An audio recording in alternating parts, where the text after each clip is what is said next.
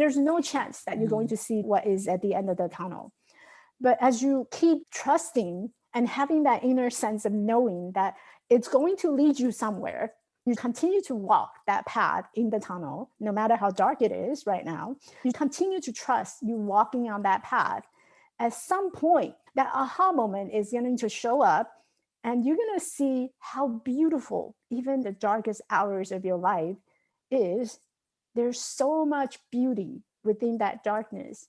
So are you enjoying that moment where you are, or are you resisting that darkness? The more that you resist it, the stronger it has on you, and you're just standing still. You're not moving.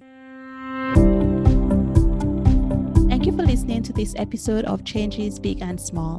This is your host, Damian. Changes Big and Small will help you take action in your life with intention and purpose. In each episode, I invite you to accept unexpected challenges that will help you make progress to build the life that you want. Today I'm speaking with Michelle Quay. Michelle is a certified confidence coach who coaches people to confidently tell their stories that get them seen, heard, hired, and change lives along the way. She's the author of a memoir, Perfectly Normal, an immigrant's story of making it in America, an inspirational journey of overcoming adversity after an automobile accident that changed her life's trajectory. Michelle was born in Taiwan and grew up in New York, but today she lives in Los Angeles. Michelle enjoys a nice cup of coffee and meaningful conversations with friends. Her favorite food is Hawaiian pizza. Michelle has such fantastic energy, and her story is so inspiring, learning how she made a switch at some point in her mindset and in terms of her action so that she could actually be living the life that she wants. There are so many great suggestions in this episode from Michelle of things that you can do to find out who you are, to develop self-acceptance, to dance with and befriend your fear. Welcome to Changes Big and Small, Michelle. Thank you so much for having me, Damien. It's amazing to be able to see a face to connect. Yes, it's lovely. There is always this bit of competition between the members of my work team amongst who likes Hawaiian pizza and who thinks that pineapple does not belong on pizza. Anytime we have a new member in the team, that's one of the questions they get asked. And it's all in fun. It's one of the long-lasting debate whether or not to have pineapple on the pizza. And I'm a firm believer pineapple belong on the pizza, especially you mix it with bacon and pepperoni. Oh my God, I am just craving the pizza right now. I don't feel strongly about it, but I remember one of my favorite dishes that I still think about from this Thai restaurant was a fried rice with shrimp, but it was cooked inside of a pineapple with chunks of pineapple inside. Oh, that was so delicious. I think we're all making the listener very hungry right now. We're talking about food. Let's redirect. Let's redirect, sure. As people heard in your bio, you have a disability that started as a result of a hit and run accident, and that happened when you were 11. What stays with you from that time? I grew up in Taiwan, so we had a lot of rice field, open field that you can run and chase each other. And I was really just being a typical kid, nothing special about me. I didn't come from a very wealthy family. My parents were in the middle class. So there's a lot of things that I was experiencing prior to the accident, just like a regular normal kid who enjoy outdoor and hanging out with friends. But what really stood out differently for me is after the accident, first of all, I didn't have to wear shoes anymore for a very long period of time. My legs were always up in a wheelchair, moving around, and going around in wheelchair was something that's normal. It was becoming my new norm. So going around and being different was something that I enjoy initially because you're getting all the attention from all the people around you. Oh, you had a car accident. Let me give you some empathy. Let me show you my kindness, my heart. And I was enjoying that attention initially as a kid. I love not going to the school. I love being the center of the universe for my family member. But then slowly, as I grew into my teenage year, after my recovery, I was given a pair of really ugly metal braces to wear because the doctor said you're supposed to wear these so that your body weight doesn't weigh down on your leg to cause deformity. As a teenager, I want to look pretty. I want to look like a regular, normal 16-year-old young lady. And I didn't have that luxury of looking like everyone else. I was short. I'm 4 feet 4 inches tall, and that's the same height I was and same height I am now. And I had to wear this ugly metal shoes, a pair of braces that I have to carry everywhere. And it weighed about a pound or two. So during the hot summer's day, even it's hot outside, steamy hot, I have to wear this pair and I'm just sweating. I was profusely and I couldn't do anything about it. And oftentimes I wear a skirt just so that I can cover it up. And the reason why I am covering it up, because I don't want people to notice. I don't want people to see me very differently. But how can they not? When I walk differently. I walk with crutches. I can't walk without the crutches assistant. And no matter where I go, I have to wear this chunky, ugly boots. So it was a lot of self-judgment, a lot of body shaming. When I look into the mirror, I don't see a typical woman. I see someone who is short, whose legs are crooked. There's not a single pair of pants that I own in my drawer that I have not altered. When I wear shoes, I can't just wear any other shoes. I have to bring it to the shoe repairman, have them put an inches and a half on my left feet so it makes it even. Otherwise, I walk like a penguin. So it was just a lot of body shaming, blaming. I was angry. I was really angry about the way I look, about how the accident happened. And I was really angry about all these people who seem to have like a perfect life. I go onto social media, I scroll through all these beautiful women. They're so pretty. And when I look into the mirror, I'm comparing myself to all these beautiful women that I see. And I don't have that. So I was angry with the universe. I was angry with God. How long did that last? And where are you in that journey? It lasted from 11 years old to when I was 40. So that's 29 years of my entire life. That was the mentality and the mindset I was living in. Every day I would wake up, I would go through school. Luckily, my parents was really into making sure that you go through proper education, you find a job, you have good skills that you can sustain yourself. So they put me through my graduate school degree. So I have a doctorate degree in pharmacy. I'm a clinical pharmacist. I still practice clinical pharmacist in the hospital. I went through all that, but every day I will wake up and there's a moment where I'm having a good day and I'm having a bad day. And I'm having these bad days more often than not. And those bad days are waking up in the middle of the night. I'm crying and I'm pitching myself so hard that I wish I can chop off my legs so I can install a new pair because this is not the body I had asked for. And if I can ask for a different body, I would. Sometimes I really imagine this alien who traveled from outer space and somehow I'm trapped in the wrong body.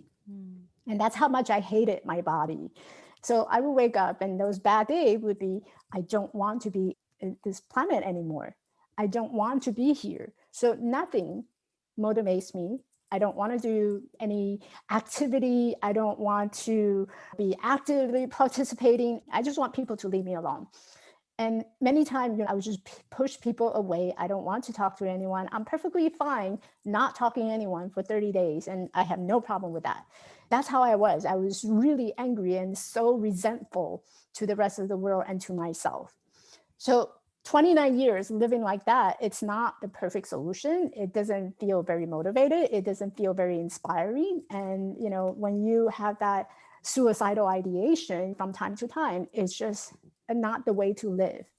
That sounds very, very difficult. It was extremely difficult, but it's real. And I know a lot of people are experience the same thing, especially during the pandemic. People are feeling more isolated than ever. And those of us who already have some underlying challenge that we're trying to go through before the pandemic, now we're spending a lot of time with ourselves, and those problems, those challenges are being highlighted more than ever. And it becomes really, really tough to bear that weight on our shoulder. I kind of imagine all these challenges that we're putting into a bag and that we're carrying on our shoulder is really weighing us down. And how can we be motivated? We can't. So it makes perfect sense why some of us, we're really having trouble connecting with the people around us and also connecting with ourselves. What really got me start thinking about what can I do very differently was one day I woke up and I was just basically telling myself, okay, enough is enough. You need to do something different. You need to change. And it was that moment I realized that I don't want to wake up having bruises on my leg and thinking that this body is just so hideous and shameful. I don't want to be here. Thinking that I want to feel and think differently. What made the switch for you? What inspired this switch in I mindset or perspective? I was going through that period where I was looking for love. I was seeking to be loved. I had experienced multiple rejection from the people that I dated, from the men that I dated, and all of them turn around and say, you're so smart, you're so beautiful, but that's just befriend. What I was internalizing was their message telling me they want to be my friend because of my appearance. That's how I interpreted their rejection. They rejected me because they don't like how I look. And if I don't like how I look, how can anybody possibly like how I look? You saw it as a confirmation of what you thought, but you thought also influenced the way that you saw it. Right. And so at that point, I thought, well, if you don't like me, fine. I'm going to have to stand up for myself. And it was in that moment I realized I don't need to prove to anybody I'm worthy of your love. I just need to prove myself that I am worthy of my love. So how do I love myself? It was funny because the universe somehow just worked in our favor. A lot of these signals and patterns, it just kind of show up all together. I remember one day I was driving in my car and I was sitting behind the wheel, and I noticed this mark on my t-shirt. For the longest time, I couldn't figure out where the mark came from. And then one day I looked down and I noticed my steering wheel was bumping into my stomach. Every time I turned, it was bumping against my stomach, which was really extended. I was gaining 10 pounds ever since I decided, oh, this is not very motivated. I started eating a lot, stress eating. I finally realized that I need to do something about the muffin top I have in front of me. So the way that I'm going to love myself is I'm going to start consciously picking what I choose to eat. That was the very first step I did to show myself, to prove myself that I am capable of loving myself and I don't need anyone else. That was the initial moment where things start to open and change. I don't need anyone else to show they love me. I just need to prove to myself that I'm worthy of my own love and that I can be perfectly fine, even though, I may not be in a relationship. It was that feeling of being resilient. So after you made that first step and you made some progress because you kept taking all the steps, what else did you notice change in your life? A lot of things changed. First of all, I lost my weight. I lost the 10 pounds that I carry. And before I know it, I'm standing in front of a private gym. I went to a gym because I have this fear of going to a bigger gym where there's a lot of people working out and me walking in is going to trigger that turning around and judging eyes all on me. So I went to a smaller gym and I walked in. I spoke to a personal trainer. I said, listen, I need you to help me to train my body. So we start working together and slowly I'm able to know how to walk the treadmill, even though I use 2 crutches. Now I'm using just 1 arm crutch. That was a big improvement for me because I never used a treadmill before. And that was the first time I was like, yes, I can do this. He showed me how to use the treadmill. We start working out. And the following year in 2016, I decided I'm going to take it to the next level. During that time, my friends were coming back from the transformational journey of their life. They were all talking about how amazing it is to hike through the Inca Trail in Machu Picchu. I keep hearing it's very spiritual, and you go there, you go through the hike. It's really fun. You meet a lot of people. I want to be part of that conversation. And part of being loved is to be able to have that sense of belonging. When you belong, when you feel that you belong somewhere, you feel loved. And that was what I was looking for. I was looking for that sense of belonging, to be in a conversation where I can participate and tell them, yeah, I went to Machu Picchu and this is what I saw in Peru. So I decided in 2016, I'm going to be part of that conversation. I booked myself a ticket. I flew myself to Cusco, Peru, and I hiked through 26 miles of Inca Trail with my 2 pink crutches to Machu Picchu. The highest point in Machu Picchu is at 14,000 feet above sea level. It's all ascending. There's a lot of stairs, and you hike through the trail every day about 8 to 10 hours. For most people, even that in itself is a lot. For me, you got to imagine going uphill, and these are big stairs. So the height of the stair, the stone, is about the same length of my leg.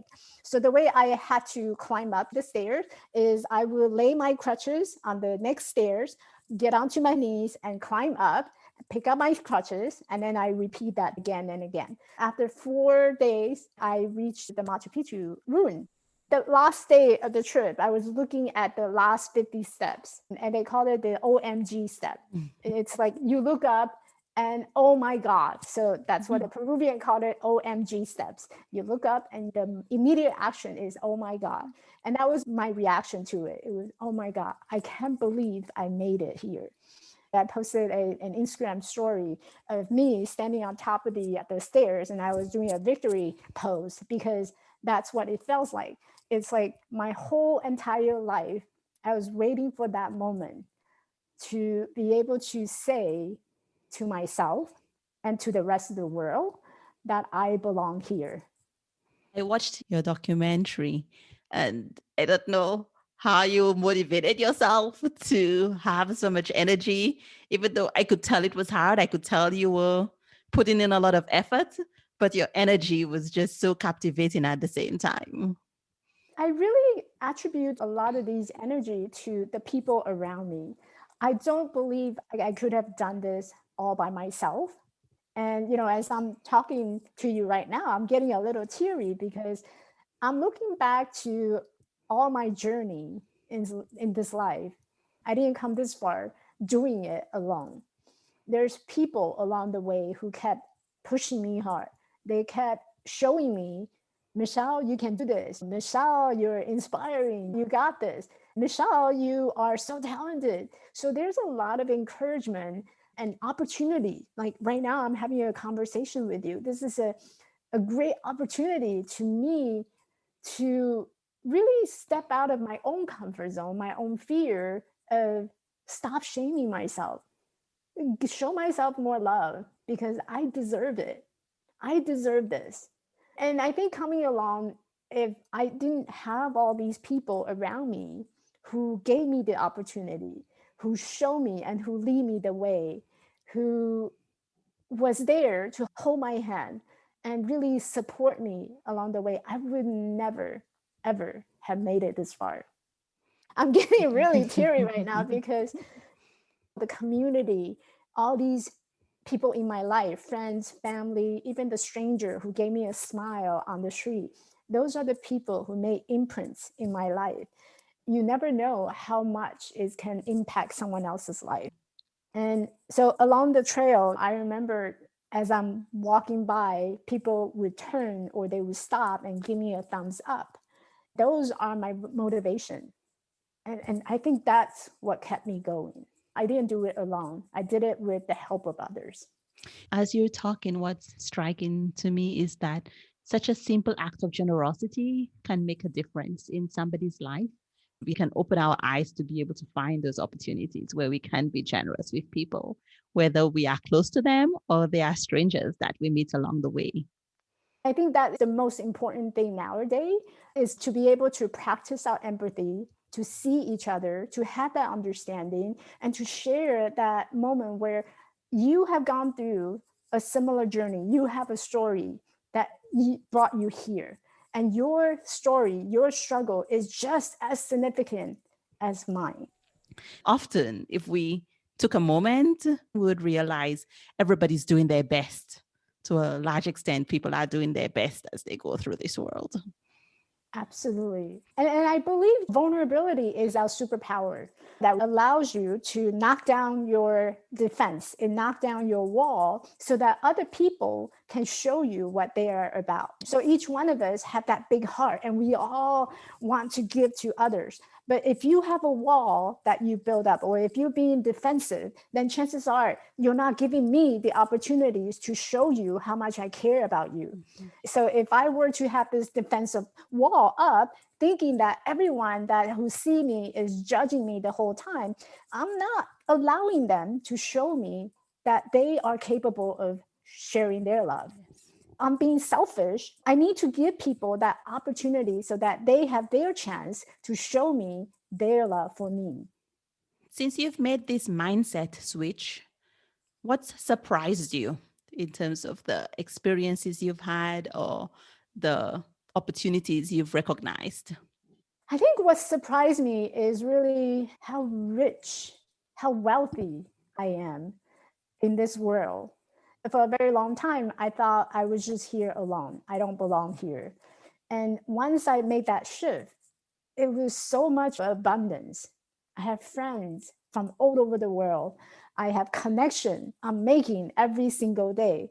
I'm building lots of relationship and not just limited to, I want to get into a relationship with this man or intimate relationship. I open up my door, opportunity to allow sisterhood to come in. I allow the bonding between me and my family stronger. There's so much abundance that starts to flow in, which really surprises me. And all I have to do is just a little change of mind shift. You say a little change, but did it feel little to you at the time? It was huge. If I were to go back 10 years, I would never have believed that I have this opportunity to talk about this. I would never have believed that this is something that's possible because I was still, they call it inside the tunnel. When you're inside the tunnel, all you see is darkness. There's no chance that you're going to see what is at the end of the tunnel. But as you keep trusting and having that inner sense of knowing that it's going to lead you somewhere, you continue to walk that path in the tunnel, no matter how dark it is right now. You continue to trust you walking on that path. At some point, that aha moment is going to show up and you're going to see how beautiful even the darkest hours of your life is. There's so much beauty within that darkness. So are you enjoying that moment where you are, or are you resisting that darkness? The more that you resist it, the stronger it has on you, and you're just standing still, you're not moving. Well, I can imagine that as you resist darkness, for example, it's easier to get lost because you start getting disoriented and you don't even know where you should be heading anymore. And you get scared. When you're in the dark, chances are you're very scared. When you're scared, what do? We actually protect ourselves. So fear has a great purpose to protect ourselves. When you're lost, when you're in the tunnel, when you can't see anything, chances are you're holding on tight and you're holding on something that is really holding you back, whatever that fears may be. So you're standing still, you're not doing anything, you're probably putting your arms over your head and you just want to protect yourself, which is perfectly fine. But the longer that you spend in that period, you're giving away all these opportunity of what is possible for you to be seen, to be loved, to belong, to have that freedom, to have more time, to have more money. Everything is at the end of the tunnel as you continue to walk your path. So no matter how scared it is, can you put down your fear for 1 second at all, right? And really look at what is true and what is going on around you. And can you have enough courage to stand up and just take one little tiny baby step. Again, little, just one little tiny step. That's all we're asking. Can you take one little step that you can do today or sometime this week, right? What would that look like for you to get closer to the end of the tunnel? As you said, fear has a purpose in our life. It gets us to pause and think, but it doesn't have to be a full stop. It could be a comma in terms of stop and think, and then figure out what's that next step that you can take with courage, with love, whichever of those emotions that can help you overcome or traverse through that fear. Mm-hmm. You can actually invite fear. This is something that I encourage my clients to do, is that you invite your fear to a tea party.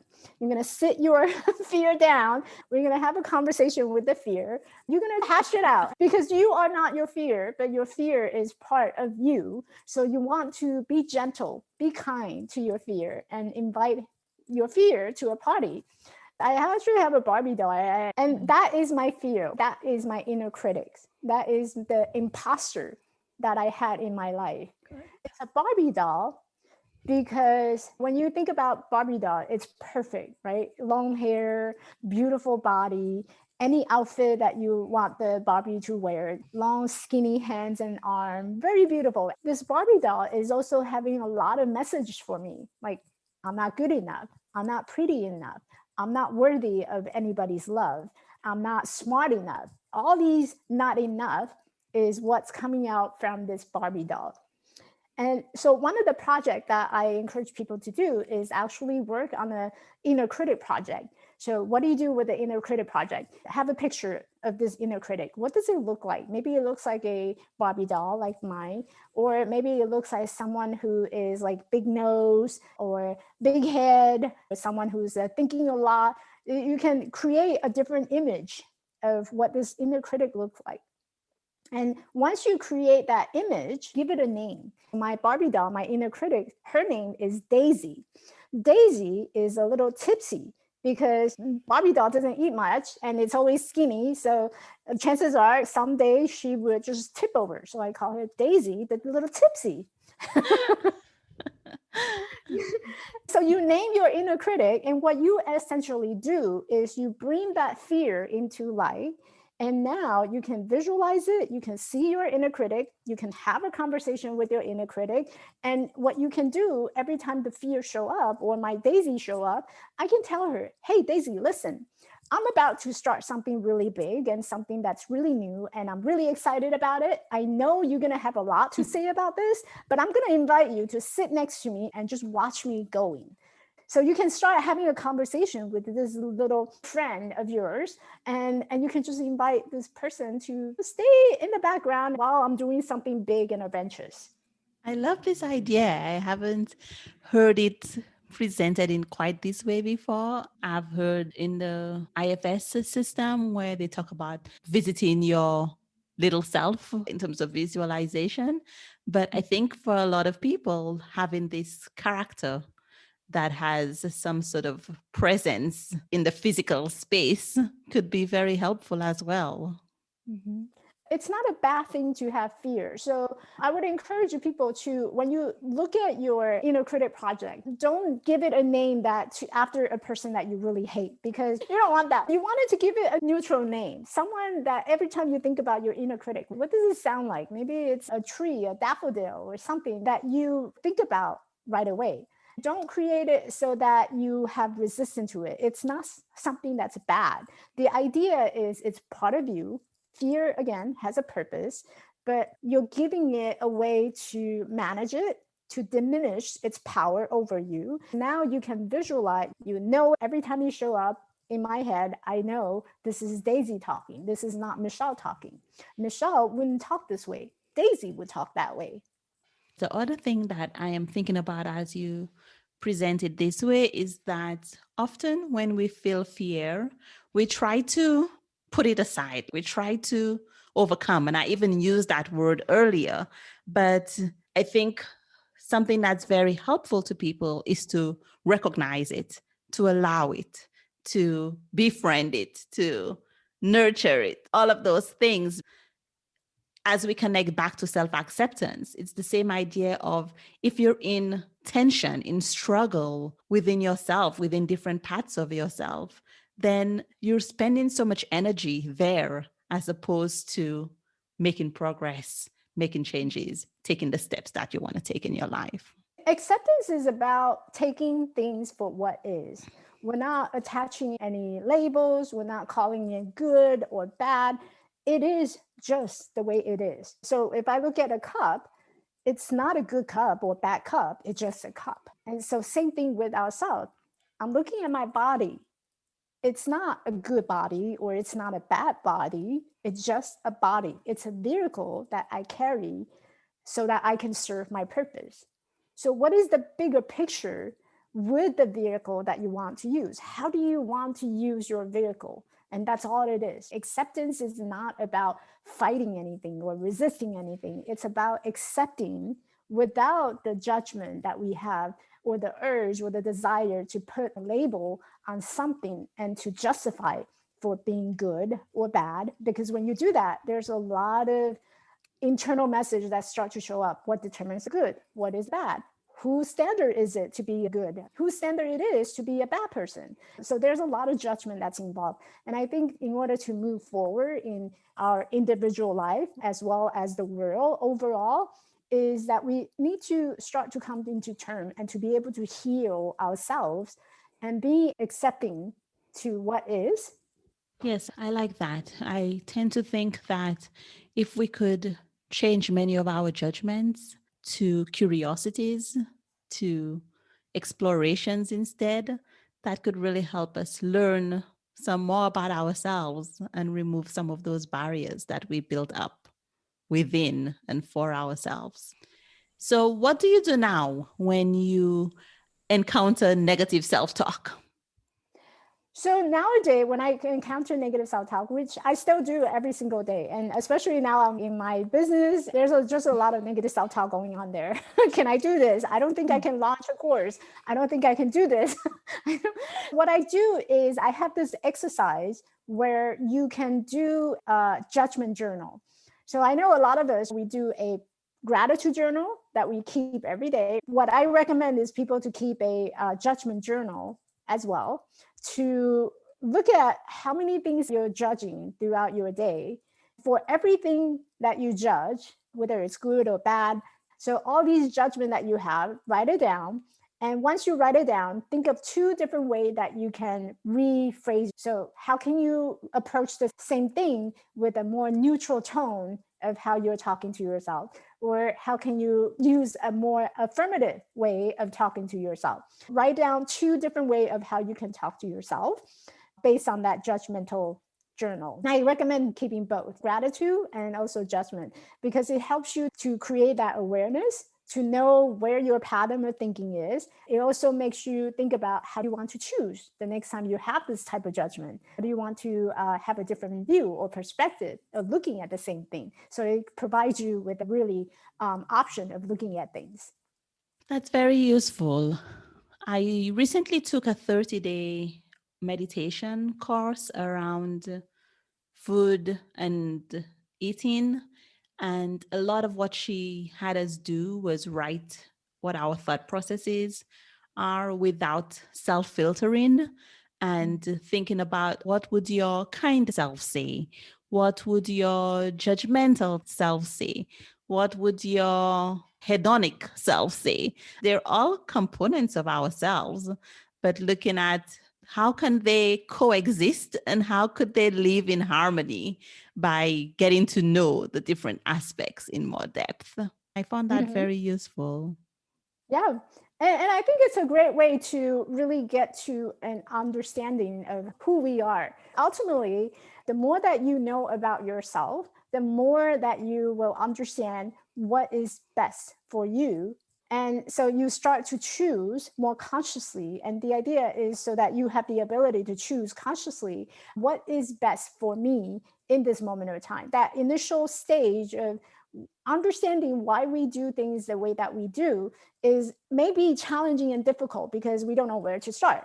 So what I do is I give people a assessment, a personality test, where they can understand which personality archetype they are. There are 5 different archetypes that we all possess and we all have in combination. This came from ancient Chinese medicine, where if you're familiar with the feng shui, then when you walk into a feng shui environment, does it feel good? Is it aligned with our values? What kind of environment do you feel more comfortable, feel more in a harmony? Each one of us is a combination of all 5 different elements: water, wood, metal, earth, and fire. There's some that's more predominant versus others are kind of just secondary, and some elements are completely missing. Perhaps this is the reason why a lot of time when we're in a conflicting situation with someone, we don't feel that we're quite getting along because maybe the fire and the wood just doesn't go together.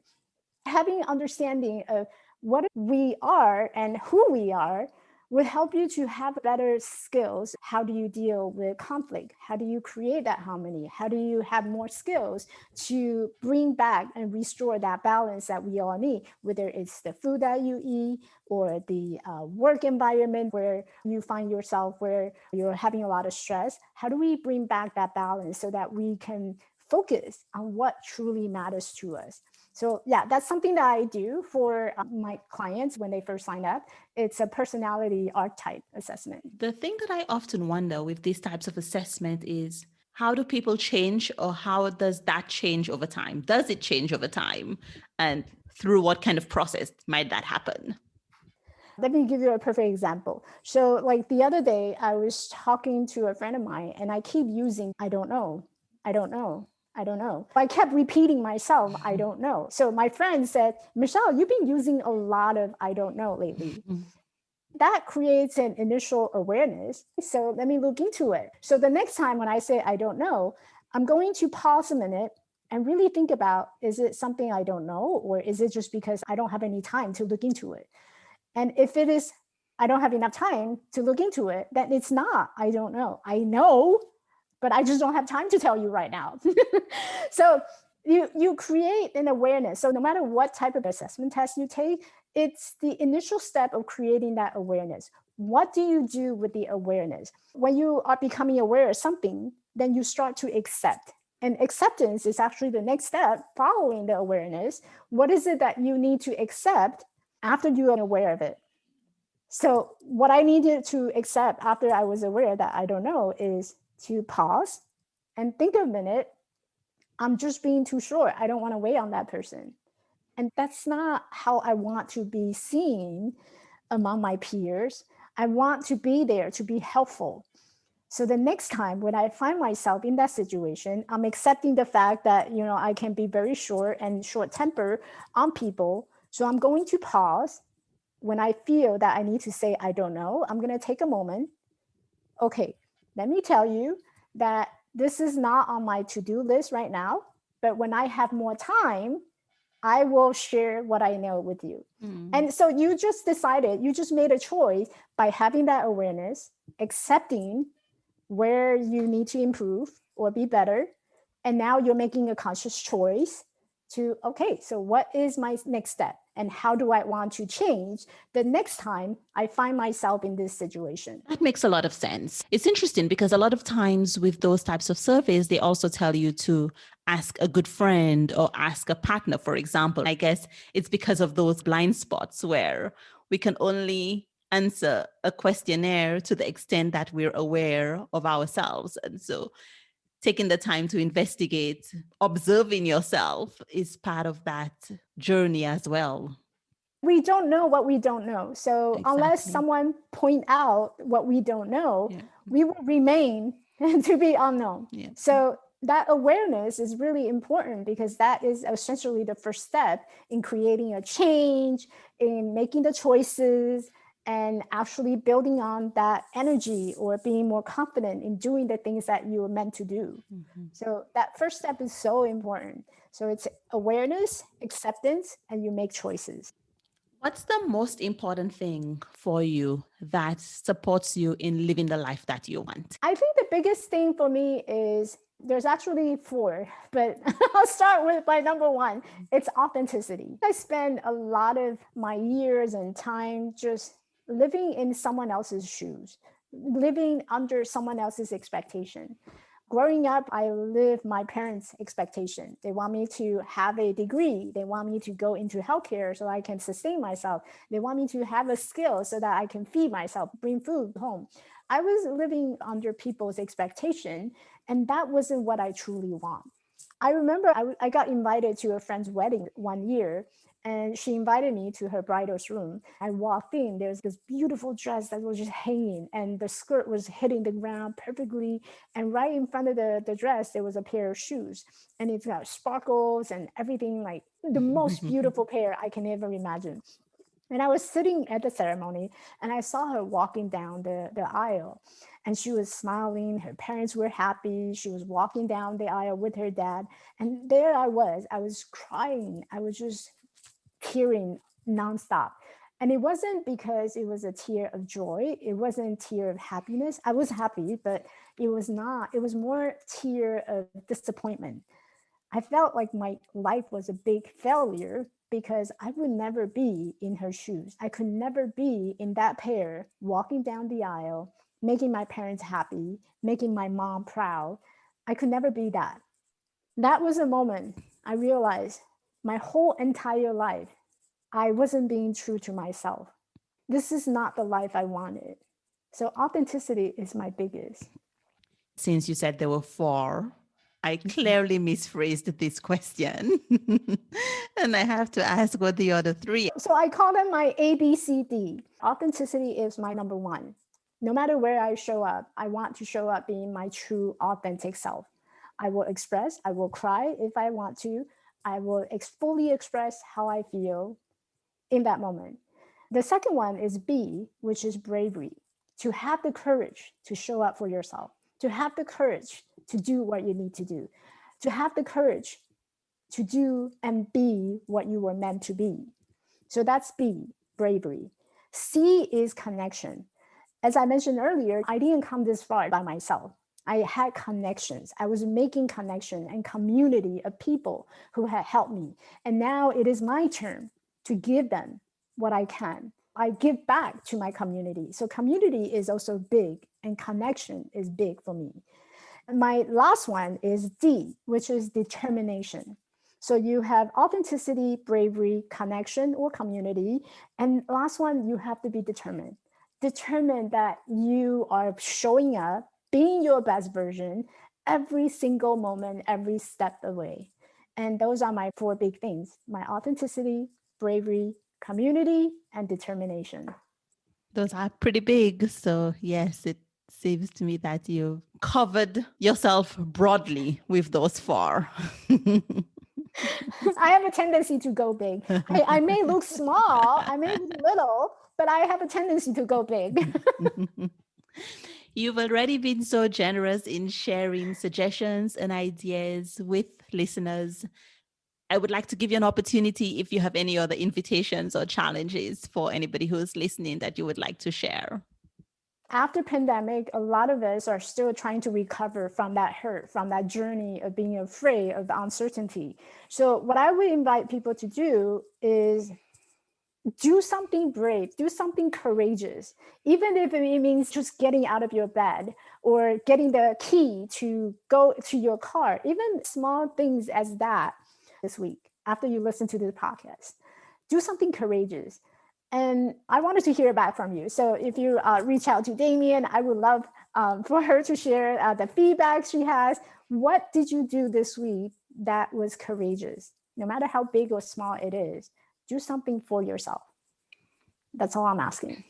This is perfect because it lets people decide for themselves. And so there's that whole idea of agency too, in terms of what is for you. And as you said, it could be leaving the house, or it could be planning a trip. It could be anything in between. So there is a lot of scope for everybody to decide something for themselves. You have a podcast, Perfectly Normal. You also have a book with that same title. Where can people listen? I will add the links to the show notes. Tell us about those 2 big projects of yours. Yeah, so the easiest way to find me is actually just go to my website. It's at elevatelifecoaching.org. Under the resource tab, I have a link to the podcast, to the blog, to the book. The book is located in my shop. So all the resources you can find under my website, elevatelifecoaching.org. Perfect. For the final 5, please answer with one word or maximum one sentence. Let's see how well you're going to play this. Okay, I'm excited now. I love games. So you have a high power meeting coming up.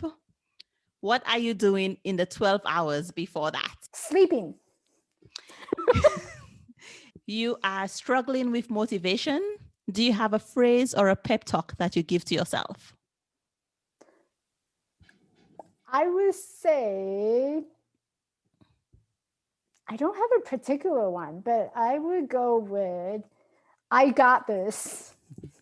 You live in LA and you're having guests. They're coming to visit. What is the first thing that you will show them or the first place that you will take them to? I would like to show them my home. I would invite them to my home. What is the thing that is guaranteed to recharge you and increase your energy when you're running low? Coffee. You have been given the gift of time and you have some time affluence, a free day, and you can do anything you want. What are you doing on that day? Sleeping. You play this game really well. I think we all know now, all the listener knows now what I enjoy most doing. It's sleeping. Bonus question. I can see behind you that you have a bookshelf. Mm-hmm. Tell us about one of the books on your bookshelf that you think other people should read. So one of the books is actually down here. It's Simon Sinek's Start With Why. And it's a great book if you're looking into doing more branding for your business, or you're just looking for a way to define your purpose. I would highly recommend to read that book. And I love his TED Talk. Amazing. Well, Michelle, it's been great chatting with you. I knew that it was going to be awesome after I watched your videos, and it really has been. Thank you so much for taking the time to chat with me today. Thank you so much. It's a pleasure to meet you. Likewise. Be sure to check out Michelle's video. There are photos of her pushing sleds in what looks to be a very intense workout, lifting heavy weights. Consider how are you standing in your own way of making the progress that you want. If you've enjoyed listening to this episode, please share it with someone else that you think will benefit. I would also appreciate it if you would leave a review wherever you're listening to the podcast. It helps other people find it. I hope that each of you who is listening gets to do something brave this week, whatever that means to you. When you complete the challenge for this week, please use the hashtag CBAS for life, and that will make sure that I see it and share it with Michelle as well. Remember, change begins with one small step. Have a great week.